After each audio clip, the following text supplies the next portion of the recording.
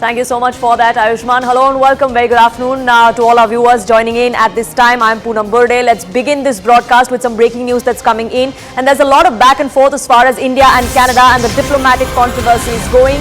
Now we have exclusive information coming in via government sources that a lot of deliberation went in as far as asking Canada to withdraw its diplomats was concerned. Regular interference by these diplomats in India's internal issues was the biggest reason why many of them were asked to leave. Remember, this was something also that S. Jaishankar did speak of yesterday, the External Affairs Minister, who came out and said that there needs to be parity. It is as per the Vienna Convention and interference will not be tolerated. Anand Narasimhan, my colleague, now joining us, getting us more details. Yes, Anand. Good afternoon, Poonam, and good afternoon to our viewers. I think this is perhaps for the first time that government sources are being really open and candid about why this entire issue has cropped up and the need for parity and recall of 41 diplomats was considered. India, for a long time, from the face of it, looks like it's been very, very patient with the Canadian counterparts and the Canadian government, especially under the leadership of Justin Trudeau. Our group editor, Security, Manoj Gupta, getting us these details, which point to very, very worrying trends. The government of India is saying that they have got confirmed knowledge and intelligence and evidence to show that there were some of these diplomats who were involved in trying to aid, abet, and perhaps help these secessionist entities. There is also clear evidence which the government is pointing to where they have accounts of families where deposits have grown tenfold, and these monies were directed towards fueling the farm protests, largely in Punjab and also in the national capital, backing elements with secessionist tendencies and who had made Canada a safe haven, granting of visas to those entities which perhaps had a red flag against them but still got a red carpet welcome into Canada. The entire immigration business, which is now being controlled by some of these key elements or secessionist elements in cahoots with those who are under the employ, especially in the embassies in Chhattisgarh, consulates in Chandigarh and some of the other cities.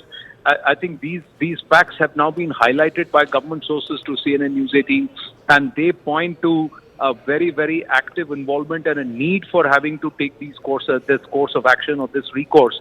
And the government sources saying that after much deliberation, these steps had to be taken in the interest of national security, and especially when Canada was not being very, very cooperative. Canada had been also not responding to in Bharat's extradition requests, repeated extradition requests that had been sent by Bharat, and there had been no action taken.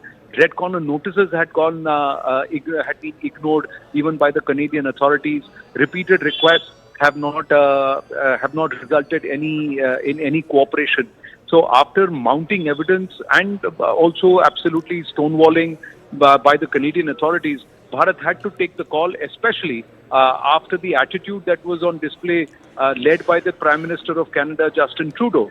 Even the foreign minister, the tone that was adopted when the recall was demanded and for parity was demanded was something which was unwelcome and which was not clearly appreciated by Bharat. So Bharat now saying, all right, you have not come up with any evidences for the allegations you have made. Here are the grounds why which we wanted the recall of these 41 diplomats and for parity between the two consulates. If you want to increase your strength here, you allow us to increase the strength there, and we will operate. And cooperation is a two-way street. Respect is a two-way street. And national security is a concern for both nations. So if Canada is going to really up the ante and respond and cooperate, then Bharat will also respond. But till then, Bharat will have to secure its interests. And we really had to pay a very dear price in terms of our social fabric and its integrity, given whatever evidence that's been shared by government sources with CNN News18. When you reflect on it, so much was coming in from Canada, and it helped hurt Bharat. Yes. And an engagement of Canadian elements with the ISI, that's a far greater concern, serious concern for Bharat. And the fact that India perhaps is going to be taking this up on a much higher level, we're given to understand from our sources within the government, Anand, that India could be looking at taking this issue up with forums like the FATF as well, pulling up Canada for terror funding. That would be a big blow to the Trudeau administration and to all of the ignorant oblivion that they really have put forth so far. That is something that eventually will come out if India does go to the FATF. True, evidence is something which cannot be looked away from. It cannot be ignored.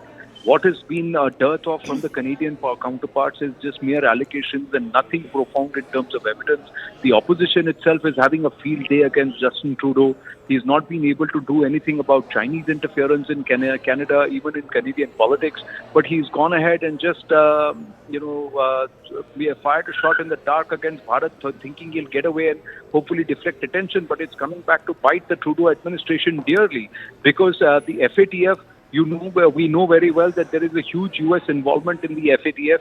And if we are able to prove convincingly to the world that Canadian soil was being used to foment terror and to fund terror activities and activities that were pushed by agents or entities inimical to Bharat's interests, then it's a huge case that makes, and then it will be a global embarrassment for the Canadian authorities. And one of the aspects is that we've got many accounts of Canadian nationals who are under the scrutiny, who had been flagged off by Bharat with the Canadian authorities, whose families and whose accounts have nearly seen tenfold jumps in remittances.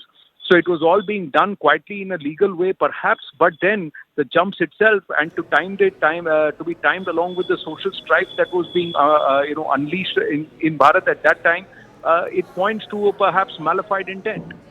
Absolutely, and India is not going to take this lying down and not going to let the Canadian administration get away with it. Anand, thank you so much for getting us that information and putting that in perspective for us.